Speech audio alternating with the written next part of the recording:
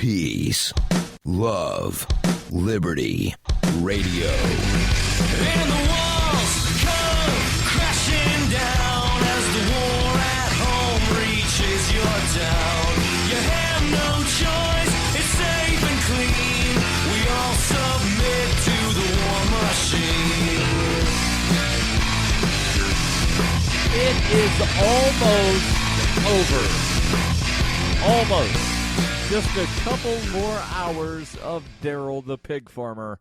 Yes, I've been doing this for about a week. It was a temporary gig.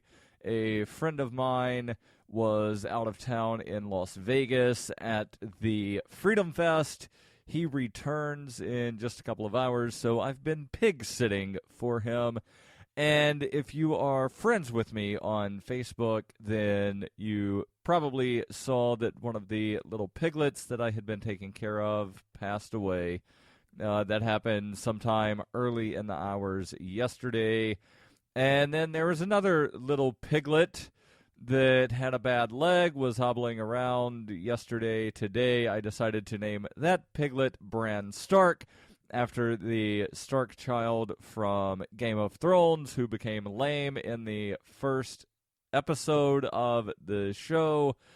Well, unfortunately, Bran Stark did not make it. That's Bran Stark the pig, not Bran Stark, the Game of Thrones character. So 2 pigs that were born last Tuesday did not make it a week. But again, it's nothing that I did as a pig farmer that caused these little guys to not make it. The one, I don't know if the mama pig wound up stepping on him, laying on him, sleeping on him, what exactly happened with the little pig that I'm calling Spike.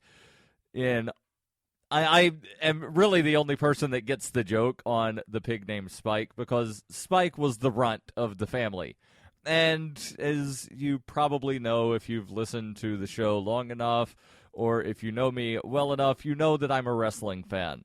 And one of the stables that I enjoyed and cheer for, unfortunately they're not really around anymore, but it was the Dudley family.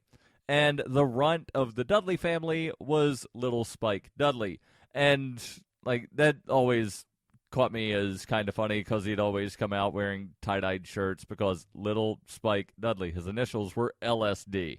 And one of the moves that he had was, like, the Dudley Drop, which, you know, again, it's a drug reference because you drop acid. And his initials LSD. So the little runt of the family I named Spike. Spike didn't make it. And then Bran Stark, named after the Game of Thrones character that became lame in the very first episode, he did not make it. But there are 13 tiny little baby piglets that remain, and hopefully all 13 of them grow up to become bacon. Tasty, tasty bacon. But again, I've only got a couple more hours of pig-sitting duty. And, you know, I have a new respect for pig farmers, because I never really knew what it took to be a pig farmer. But apparently it means that you feed them a lot. And one of the things that these pigs have been getting fed is something called milk bread. And I had never heard of milk bread before. I've heard of food loaf. And food loaf is something that prisoners will get if they refuse to eat their food, or if they throw their tray at a corrections officer. They will get what is called food loaf, where food loaf is nothing like milk bread, but just like the two sort of words being smashed together made me think of that. And I'll explain milk bread in just a moment. But food loaf is where they will take the meal that you would normally otherwise get. So let's say for supper tonight, you're having spaghetti with meatballs, garlic bread, a cup of pudding for dessert, and a small salad. Well, what they would do for food loaf, throw all of that in a blender, put a lid on it, blend it up. They would then also take whatever it is that you were going to get to drink, maybe a cup of cherry Kool-Aid. They would pour that in there. They would add a little bit of water. They would then throw a cup of flour, again, blend all of this together, pour that into a little tray, put that tray in the oven, cook it into a loaf of bread, and that is food loaf. So milk bread apparently is something that pigs eat, to where it's very much what you would think when you hear milk bread. It is milk and it is bread, but like you put the bread in a bucket and then you like smash it down a little bit and put more bread in the bucket, and all of the pigs get a donut. I don't know if that's just the rule here at Edgewood Farm, or if that's just like some sort of pig farming rule that every pig gets a donut. I think that at Edgewood Farm they do that to sort of poke fun at the police, and police eat donuts, and police are often called pigs, so every pig gets a donut. I think that's why it's done here, but all of the pigs get a donut, so there are several donuts mixed in with the milk bread. So after you put the bread in the bucket, and it's a 5-gallon bucket, by the way, if you're taking notes at home, so that you can make milk bread for yourself or for your animals. So 5-gallon bucket, fill it up, and then smash it down a little bit, and then sort of like fill it up to the top again. And then 1.5 gallons of milk.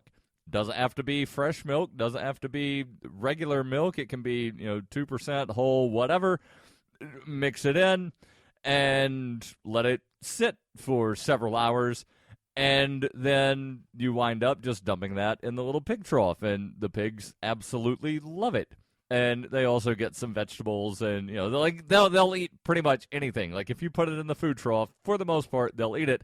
Although I did notice that the boy pigs here at Edgewood Farm do not like asparagus, or at least I think that's asparagus. I'm not really sure what that thing was, because so the food co-op here in Keene, they wind up basically putting out buckets of food for farmers to take, and it's food that like day old or past expiration or whatever, and they'll put it out by the dumpster.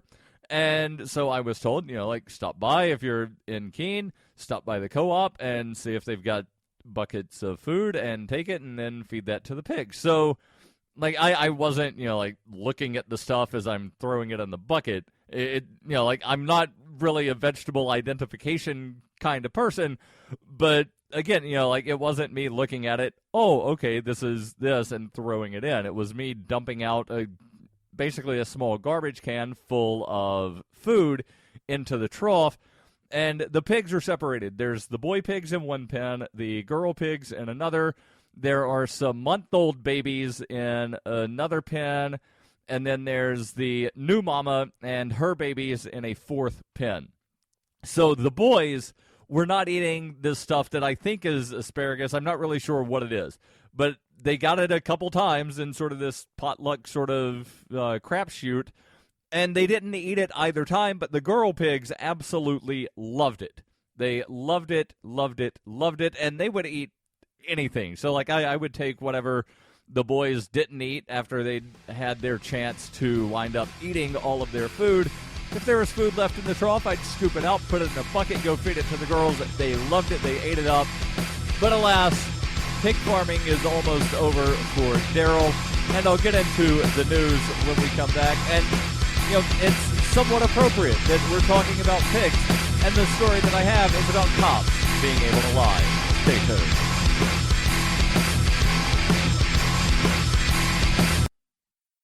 Why do they hate us? Is libertarianism compatible with Islam? Davi Barker answers these questions and more in Voluntary Islam and Other Essays. He advances the voluntarist cause with analysis of the confluence of values between Islam and libertarianism, as well as contemporary movements from the Tea Party to the Arab Spring. Voluntary Islam by Davi Barker is available from Amazon.com and all major bookstores. It is the year 91,001 BCE. Witness humanity's origins in Hyperchronius, a classic role-playing game for Windows PCs, with a story like no other game before. A liberty-oriented experience that is not to be missed. Go to zog.ninja to get your copy of Hyperchronius today. Use the code FPP to get $1 off. Hyperchronius, zog.ninja, code FPP. In 2115 New England, there are no borders, no states, and no regulations, yet never has a more peaceful and prosperous place existed. But Mr. Drake's security company has seen better days. Faced with the prospect of waning power, Mr. Drake intends to replace the anarchy of New England with a government. But at what cost? And can anyone stop him? Anarchy in New England by Joe Jarvis is available from Amazon.com and all major bookstores. You're listening to Peace, Love, Liberty Radio, online at fppradio.com.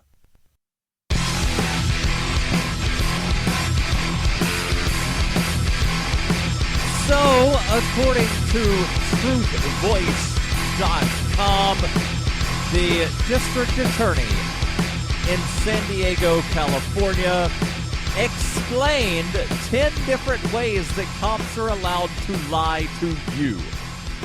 They are allowed to lie to you, and they can do it all day long, and they don't get in trouble, but if you lie to them, well, then you wind up going to jail, and possibly for a very long time. The article begins, an informative essay titled 10 Ways the Police Can Lie to You appeared on the website of San Diego criminal defense attorney Nicholas J. Moore. Now, this is defense attorney, I think I said district attorney, which is what, like, when I read it, I read this somehow as district attorney and was like, wait a second, like, this doesn't seem right that the district attorney would admit to this. But alas, it was not the district attorney, it was a defense attorney. Attorney Nicholas J. Moore. The essay reports Truth Voice. The essay details a number of deceits and tricks that investigators may attempt to get a confession, whether it's true or otherwise, from a suspect. From the essay, quote, as a general proposition, police are allowed to lie. The lies told by the police to a suspect under questioning do not render the confession involuntary per se. Mere trickery alone does not invalidate a confession. The court must look at whether the deception is reasonably likely to produce a false confession. And one thing that I love about this essay is that the attorney winds up citing court cases for all of the claims that are made.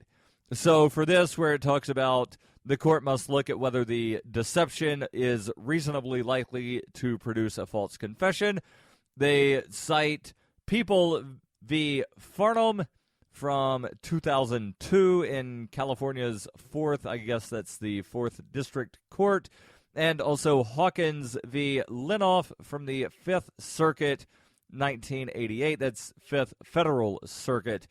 The essay continues. The list begins by explaining that police can lie about having already obtained physical evidence, such as DNA or fingerprints, and expounds on a number of other police bluffs, complete with actual example cases.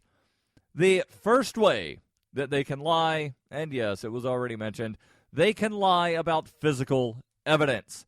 They can say things like, we have your fingerprints, or we have your DNA.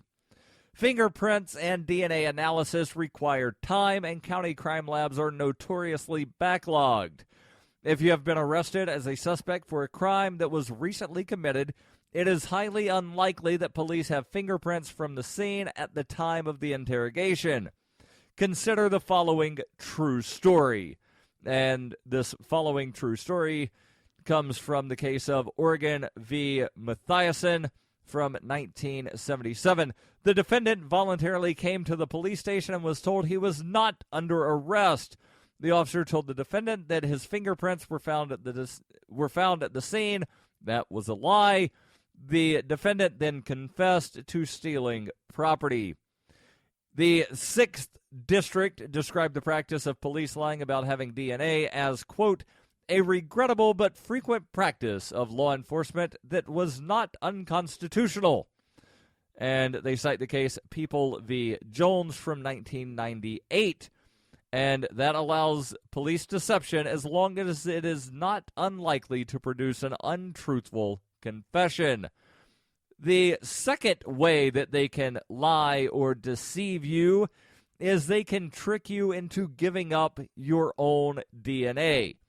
And this is one that I was not necessarily familiar with. They write, "Would you like a drink?" That being a quote, a possible quote from a police officer.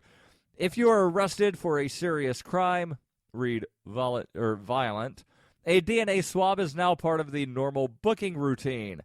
However, police may try to trick you into surrendering your DNA by offering you a soda, a cup of water, or a glass of coffee. A positive DNA match to an active crime scene is usually sufficient for an arrest and a charge.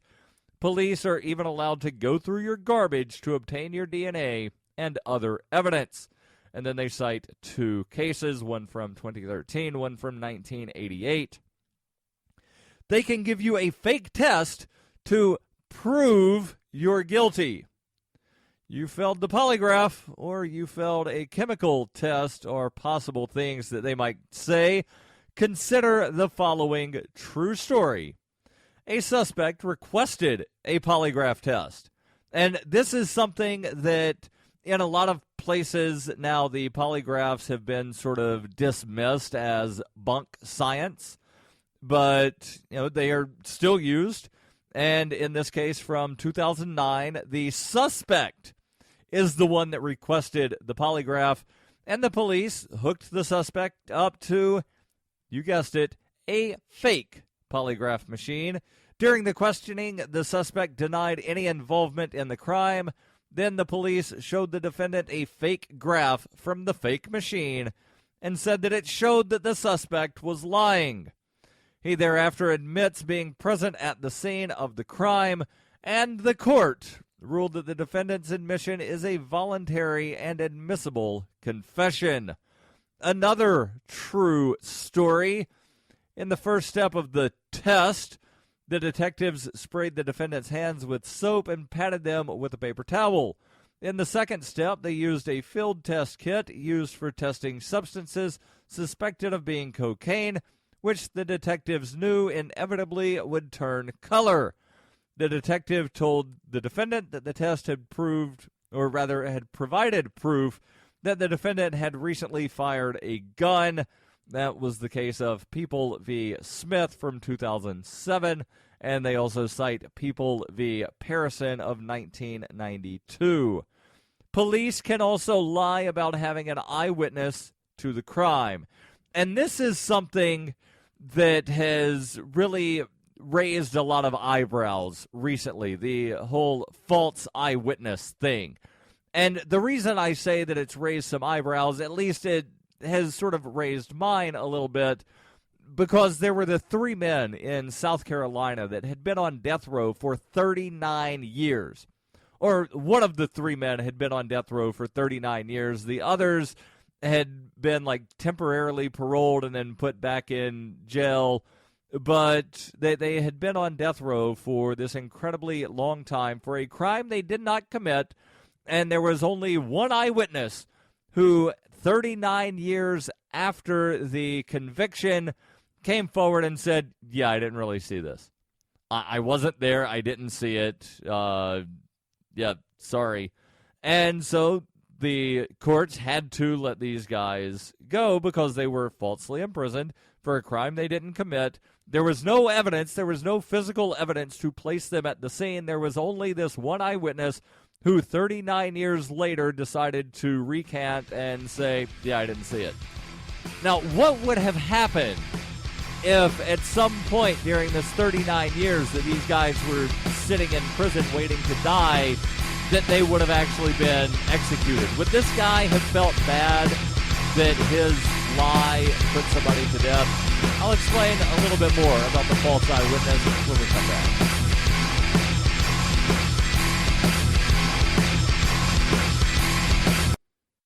When her plush and comfy life suddenly and unexpectedly fell apart, Brooke and her dog Cloud set out to defy the odds. If this is a man's world, as they say, living on the streets is no place for a young woman. One day she awoke in the redwood forest and realized she had become a hobo, and would ultimately come to know exactly what it means to survive. How to Be a Hobo by Brooke Willett is available from Amazon.com and all major bookstores. Hey, this is Michael Dean from the Freedom Fiends radio show. I've been working with computer programmer Derek Slopey to create Fiend Phone. I'm using Fiend Phone right now to talk with and record one of my co-hosts in real time. Take it, Davi. Hey, this is Davi Barker, and I'm 1,000 miles away from Michael, but we sound like we're in the same room. We sure do, Davi. So, Davi, please tell the nice people more about Fiend Phone. Fiend Phone is free, open-source software that opens up a global world of possibilities for collaborative, high-quality remote voice media production, and I'm digging it. People can try the Windows beta version of Fiend Phone right now at fiendphone.com. But we're also raising money to vastly improve Fiend Phone and vastly improve independent talk media worldwide. So go to fiendphone.com to help out. Who will build the audio roads? We will, with your help. That's fiendphone.com. FEENPHONE.com. Foxtrot, Echo, November, phone.com. Fiend Phone. I never knew remote audio could be this good. You're listening to Peace, Love, Liberty Radio with Darryl W. Perry.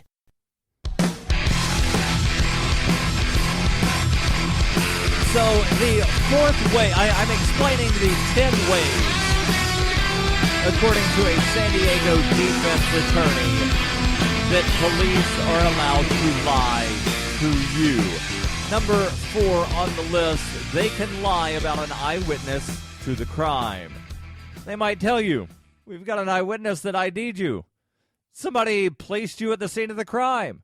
We've got the eyewitness right here. Here's a true story. A defendant was brought to a police station and advised of his Miranda rights. The defendant waived his rights, gave a statement, and then asked for an attorney. More on that final point in just a moment. As the detectives picked up their books to leave the room, a detective tells the defendant that the victim identified a picture of the defendant as the one who stabbed and raped her. At the time, the victim had not seen any photographs. The defendant subsequently confessed.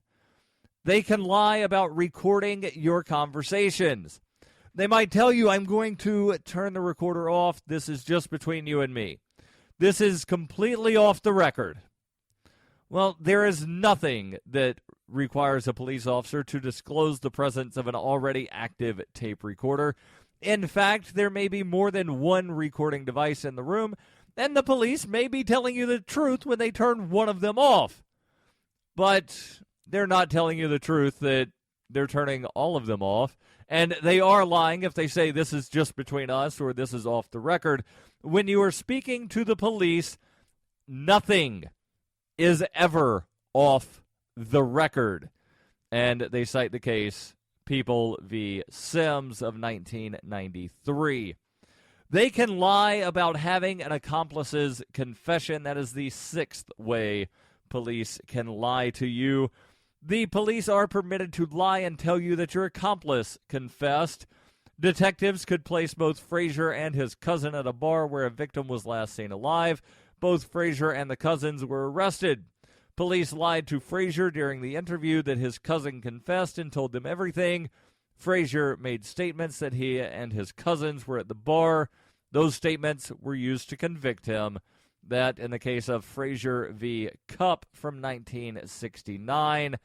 And in the case of People v. Long in 1970, the police are even permitted to show you a forged confession from your friend or accomplice to try to trick you into confessing, meaning that they can show you a fake confession. They can write something themselves, put their own sort of signature on it, pretending that it's your friends, come in and say, hey, look, here it is. Like, here's paper. This is pen and paper, ink on paper.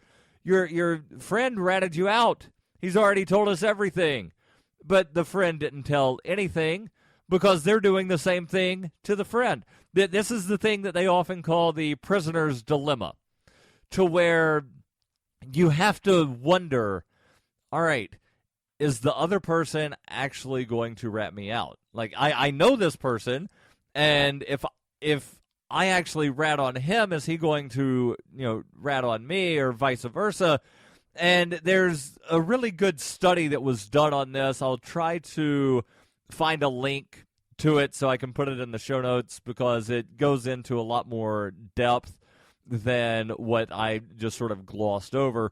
The seventh way that police lie to you, and this is probably one of the more common ways that police lie. And this is not just for criminal investigations. They will do this for everything. They will imply that your cooperation will lead to leniency. They might say something like, we already know what happened, but if you obstruct our investigation, the DA will be a lot tougher on you. And something that is not mentioned in here, but is sort of covered under this police imply that your cooperation will get you leniency. They do this a lot of times to get people to take a plea deal, to where you've got some sort of charge or multiple charges, and they say, hey, listen, if you go ahead and sign off, just admit that you're guilty, we'll drop 3 of these 4 charges. We'll drop this 4th charge down from a misdemeanor to a violation. You get a $500 fine, and you don't spend a day in jail. And a lot of times people will do that because they know, well, if I wind up going on trial, then I could wind up going to jail for like 3 years. So people will basically take the plea deal, admit to something they did not do out of self-preservation. And it seems counterintuitive to admit to having done something you didn't do. Like, how is that self-preservation? But you're running the risk of going to jail for a long time, because most people that wind up going to trial wind up getting found guilty. That does not mean at all that only guilty people ever go to trial. That means that the system is so rigged that the judge and the jury pretty much believes every word that comes out of the police officer's mouth as if it were the gospel, while they could be lying, and we know that they can lie. So, number 7, a little more in-depth. Police cannot make threats or promises of leniency. It is a true statement that you can be criminally charged for lying to the police. The police are prohibited from making threats or promises to induce a confession, but that does not mean that they will not threaten you or make a false promise. Police break the rules all the time. Your best defense is to remain silent and wait for a lawyer. What most people don't realize is that the police do not actually charge you with a crime. Only the district attorney can make that decision. In the vast majority of cases, a DA does not know anything about the case until the date of arraignment, where they first pick up the file and read the police report. When a DA reads your file for the first time, one of the key pieces of evidence they are looking for is any statement you made. That is the one thing that makes their job easier. Nothing, or rather, the case of United States v. Santos Garcia notes that raised voices and suggestions on how to gain leniency do not render a confession involuntary. Number 8, they can lie about what will happen to other people. They might say your friends will go to jail if you don't tell us what happened. The police can and do lie and say that your friends will go to jail for the rest of their life. However, they cannot threaten a family member with harm or removal from the home. While the court permits a number of coercive tactics, threatening your family is considered the type of threat that is likely to produce a false confession. Quote, a threat by police to arrest or punish a close relative, or a promise to free the relative in exchange for a confession, may render an admission invalid. However, you can still threaten someone's close friends, and in a lot of cases, people might be closer to their friends than they are to their family. So I think that, the courts really need to look at this again and expand that to say that the police can't threaten anybody for you to give a confession. They can lie about your ability to defend yourself, and they can ignore your request for a lawyer. These will all, or the link rather, will be in the show notes. You can read all of these for yourself. And don't forget, every Wednesday, the Ask Me Anything. Send those questions to AMA at FPPradio.com.